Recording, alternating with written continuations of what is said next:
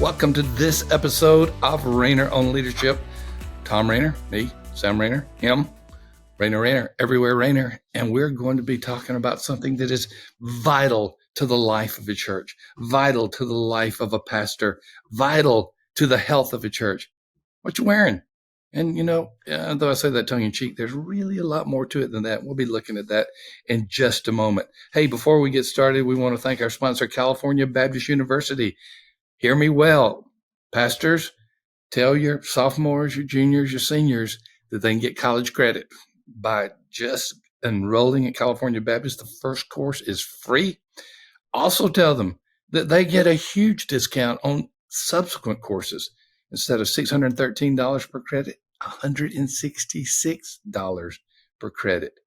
It's a course where you're actually in there with other college students, and obviously this is online and you take it at your own pace.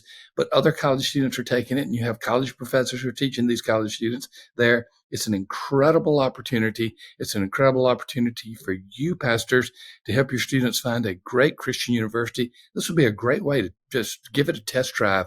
I think you're going to be excited about it. And I think that California Baptist has delivered a model that offers so much, especially the free one, and then the significant discounts as well. The topic today is the pastor's Sunday attire. Dress up or blend in. Sam, I'm thinking about the order of the four Rainers and how we dress. And I will say this, I come in fourth. So yeah. Oh man. Don't even get me started. Just for the listeners, many people may not know this about you. You buy shoes like every 10 years. You Yes. wear that same hoodie that was from my high school. I'm 43 years old. So you're still wearing a hoodie that was given out to parents when I was in high school. Yeah, I paid a good price for it, so I'm gonna get my money. It was a private school, so you deserve that hoodie. You're gonna wear it with pride. Christian Academy of Louisville, by the way, a wonderful school. Many of our listeners may not know, but if you're in the Louisville area, you probably know it. Yeah, you would be at the bottom. You would be at the bottom if we're top. Ranking. Who would you put Art at the top? I don't know. I'm aiming for him. Yeah, I like to dress up. So Art and I are pretty close, I think. Yeah, you're right about that. And you have other attire. You particularly focus on the watches and the shoes as well. So you might be close. So I know there's some Instagram pages and, some people who make fun of pastors who buy very expensive items, particularly clothing. And listen, if you're a pastor and you buy something really, really expensive and you wear it on the stage, you deserve to be critiqued for that. But it's my goal one day for somebody to notice, like, ooh, look at those shoes. Look at that watch. And I don't want to be pretentious or anything like that. But yes, I do enjoy mechanical watches, and I do enjoy handcrafted dress shoes. Let me just put it that way. Which most people aren't into, but I'm very much into the dress shoes. So, which is not. This is not a podcast on fashion. We do not need to go down that road. Well, it kind of is. Well, answer this: do I wear Pumas or Pumas? I'll never forget when you called them Pumas, and I may have been on the air, and I could not stop laughing. I could not stop laughing. Which I am actually listening to the audiobook of Phil Knight called Shoe Dog, and he talks about the competition. Book? It's a great book. It's Nike and the competition, the early competition that he had with Puma and Adidas and all that. It's really neat stuff. It's an older book, but still worth listening to or reading. All right, let's get to the pastor's Sunday attire, dress up or blend in. I'm just going to facilitate this one. I am not the one that should be talking about attire. So the only attire I should be talking about is when the tire blows and I have to go get a tire at the tire shop. So I am not going to be talking about attire. Okay, let's talk about the different alternatives. One, dressing up can mean being more dressy than the typical church member. Talk about these different alternatives. I'm just going to be quiet a minute, Sam. I don't need to guide you in at least the first 4 points of this. I may come in at 0.5, but I'm going to sit back and look at my shoes. I got some brand new shoes. I'm going to let you know what they are in a minute because I don't remember what I got. So Okay. just jump in. I am. If you bought new shoes, I know they're probably sneakers. I would imagine they're Yes. sneakers. Okay. Yes. Well, And they're not like, and they're not Jordans or anything like that. all right, let's These check them are, out. They're Brooks. oh, Brooks. Brooks is a good running shoe. Yes. Brooks Ghost. A great shoe. That's a great Okay. shoe. But Yeah. let's talk about this Ghost. philosophical. You Yeah. see Ghost right there. I thought you were going to Brooks. be quiet while I talked. All right, I'll be quiet. I'm gonna put my shoe back on and you talk. He's showing everyone his. If you're watching this on YouTube, he's showing. If you're listening and you can't see it, he's showing everyone his shoes. This is all. What this episode is supposed to be about is the philosophy of dress for a pastor, and everyone does this. Are you attempting to blend in and just look like everyone else, or are you trying to dress up for church? And you really can't do both. It's hard to do both. Either you're going to dress up or you're going to blend in. Now, I tend to be, and I think either one's fine, by the way. Let me just say, this is not a statement on you're not a real pastor unless you wear a suit and tie. I don't think that at all. But there is a philosophy here that I think it's important for us to understand. And this is not something, doctrine's more important. How you treat your people is more important. Shepherding ultimately, who cares how you dress? But I think that there is something here that pastors at least just need to be aware of somewhat. So this is a bit of a fun episode. Let me just say that. Not a serious episode. This is a fun episode. When you dress up, it means you are slightly more dressy than the typical church member, which is my particular philosophy. When I hit the stage, and I'm on the platform, when I'm behind the pulpit, which for me is just a music stand, but I have dress shoes on that have been polished. All of my clothes have been pressed. I iron my own clothes. I wear dress shirts and jackets. And I just like that. I have no problem with somebody who gets up there in jeans and a t-shirt because that's my worship pastor. No issue with that. I prefer to dress up a little bit just because I enjoy it. I get all my clothes out the night before. It's just me. I pick out the watch to match the belt, to match the shoes. That's how I think. So that's dressing up. You're not so far out in front of people that you're distracting, but you are dressed up some so that you can show yourself to communicate well. Blending in is a little different. Blending in means you're going to dress as similarly as possible to the typical church member, which in my first church would have meant overalls, but I wore a suit. So because I didn't know any better. I came out of the corporate world and I'm like, what, you're supposed to wear a suit to church, right? And, I show up and they're all in they're farmers. So they, so there's the blending in mentality. And I do think there's times to do that. When you dress up, you are signaling discipline, preparedness, and respect. That's what you're signaling. When you're dressing to blend in, you're signaling relatability and approachability. And I do believe that this is a bit of a philosophical difference here. And every pastor does this, whether consciously or subconsciously. If you're like, hey, I'm a jeans and a t-shirt kind of guy, because that's what my church is. Well, you're blending in, and what you're trying to signal to your church is, hey, I'm relatable, I'm approachable, which is very important. And in some churches may need that more than the dressing up, the signaling of discipline, preparedness, and respect. I do think there's a line somewhere where you're like so dressy that you're distracting, or you're so, you're so dressed down that you're distracting.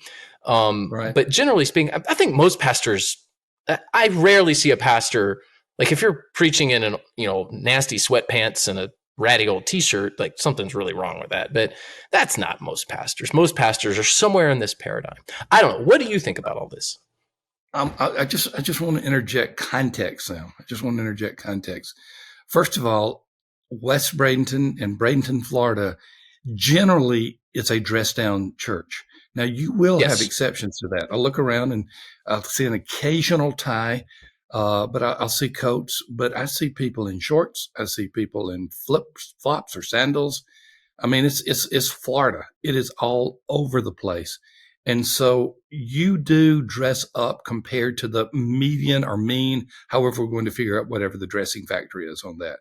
But it is not distracting. So I want the audience to understand that you're in a church that is clearly on the average dressing down. I mean, it's Well, informality. it's coastal. Yeah, it's coastal Florida. I mean, we have deacons that take up the offering in shorts and flip flops. That's just Yes. who they are, and that's not a problem for us. And then there are others who do prefer to dress up because, you know, Miami tends to be a dressier culture. Certain countries in Central and South America tend to be dressier, and you know, we have Italians in our church; they like to dress up. So a lot of it's culture too. We have a lot of cultures coming together. Yep. So everyone gets along in my church. I say this with all love, like nobody really cares as long as you're dressed appropriately and modestly. And Um, that's a wide range in your church. it's a Now, very wide range. I go to two churches. I go to Jess's church as well, the church at Spring Hill, and its informality almost matches yours. Not quite, but almost it does. There's some people in shorts, a lot of people in tennis shoes. It is extremely rare to see anyone in that church with a tie.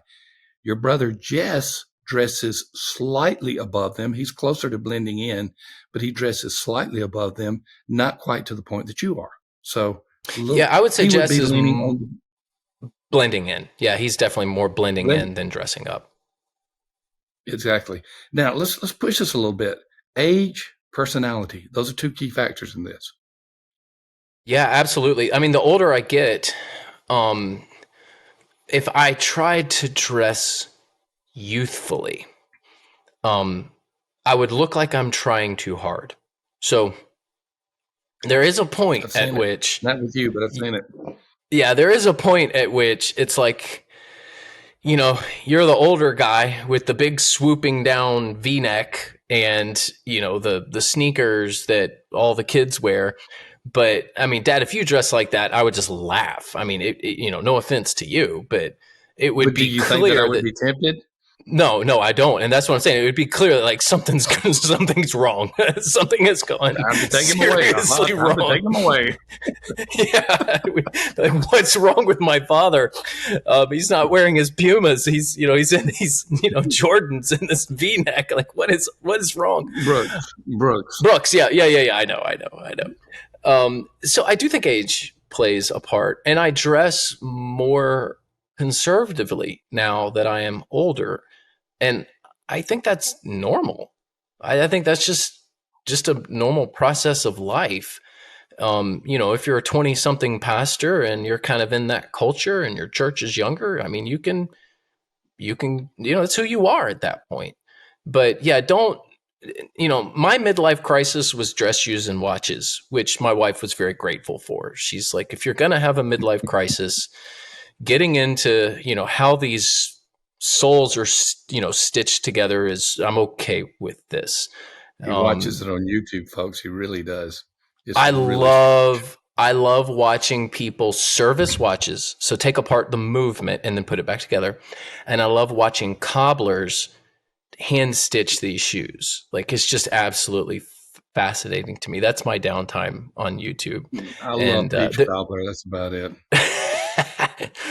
so yeah, it's just the thing that I'm into. It's a hobby. I just enjoy it. I enjoy it. It's something I'll never do myself. I'm not going to manufacture movements in a watch, and I'm not going to be a cobbler. So I just enjoy watching other people do it. Hey, That's one all. thing we haven't said on this, Sam, you say you dress up, but it is rare for you to wear a tie.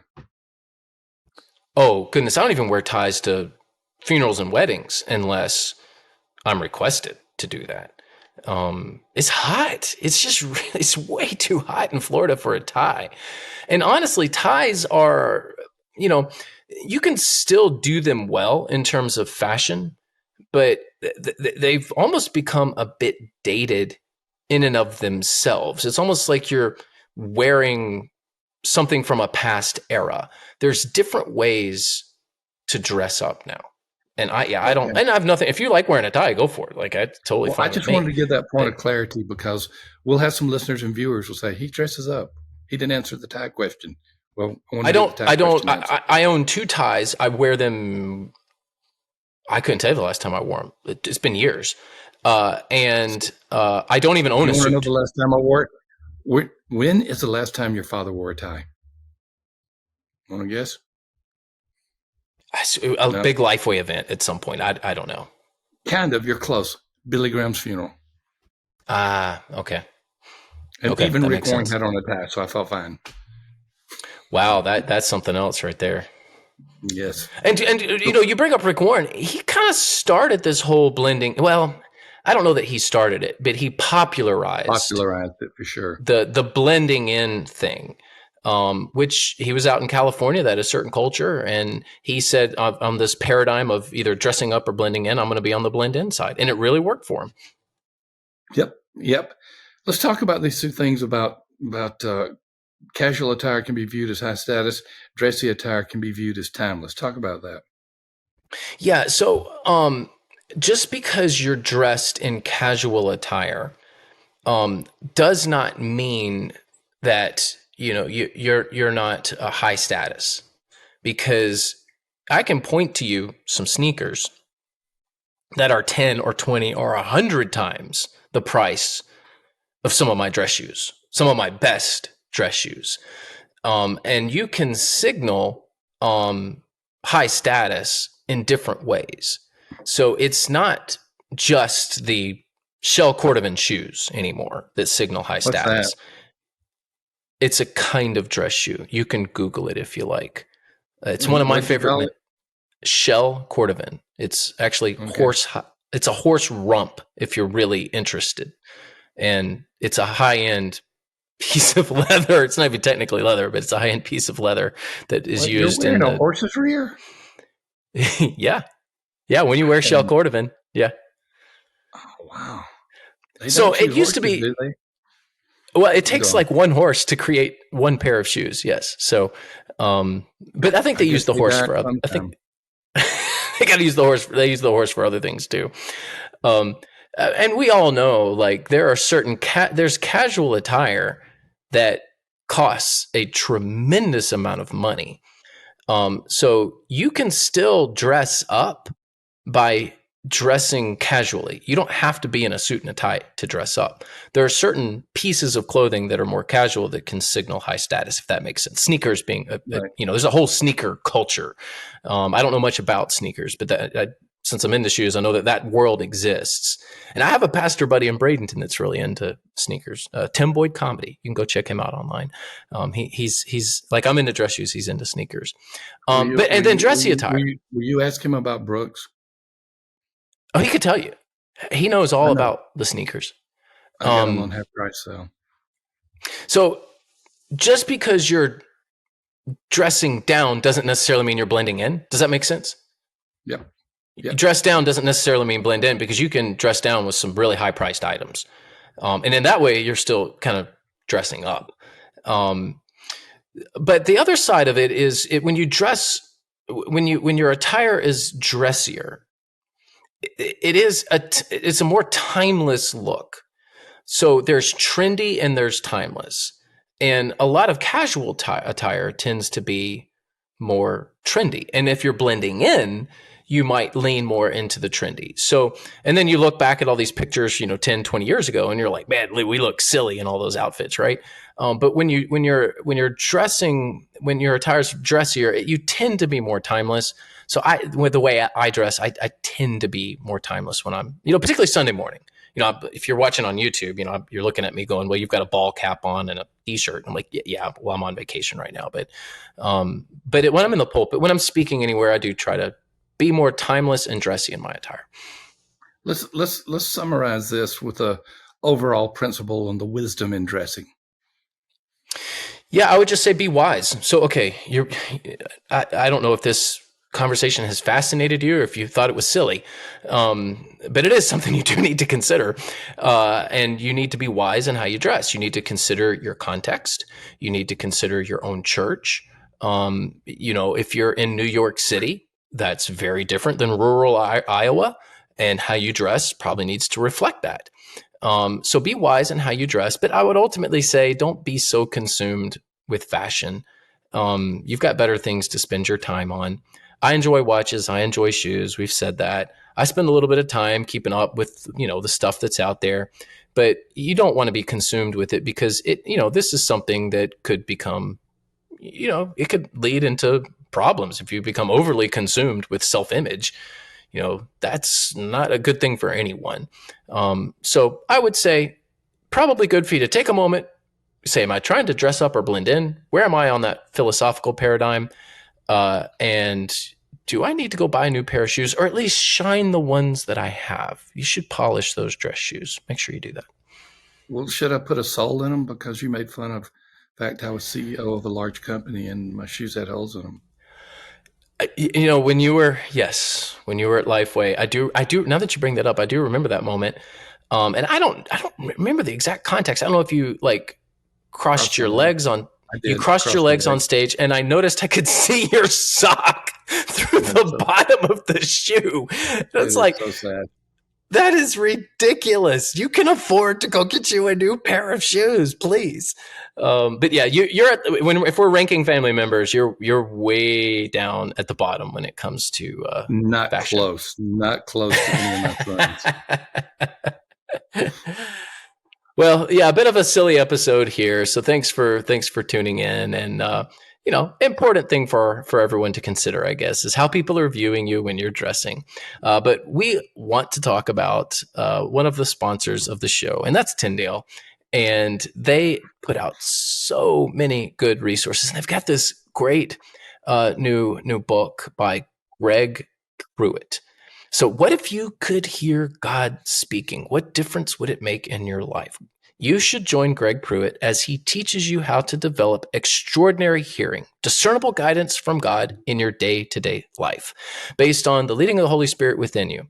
So he'll offer answers to your questions about prayer, discernment, all of that stuff. How can I tell if it's really God? Does God communicate with us the way he did with people in the Bible? How can I hear him more clearly when I pray?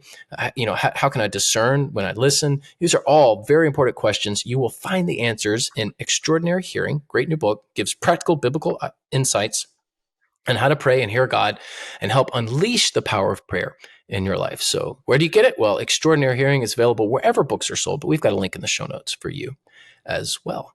So thanks again for tuning in with us today on Rainer on Leadership. If you're watching on YouTube, thumbs up, please. It helps the algorithms.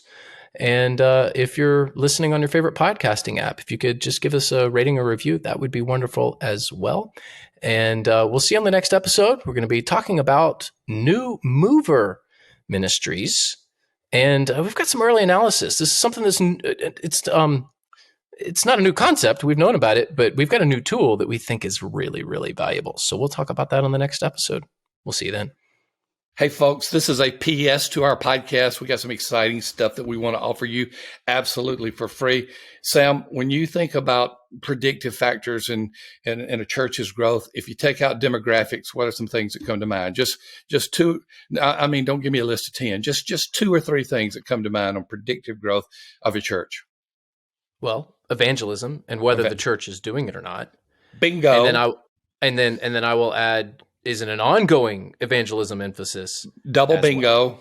And maybe something about leadership and their commitment to that. So all of the above. Evangelistic churches have evangelistic pastors. Is the staff, is the lead pastor doing the work themselves? We have a free download for you, and it's actually a sheet that you can self-score. You answer 20 questions, anywhere from strongly disagree to strongly agree, and we come back and we predict what your growth rate is going to be for the next year in worship attendance. It's not a perfect tool, but it's a good tool. There's a link to that for the attendance predictor. Look in the show notes. You'll absolutely love it. That's cool. We'll see you soon.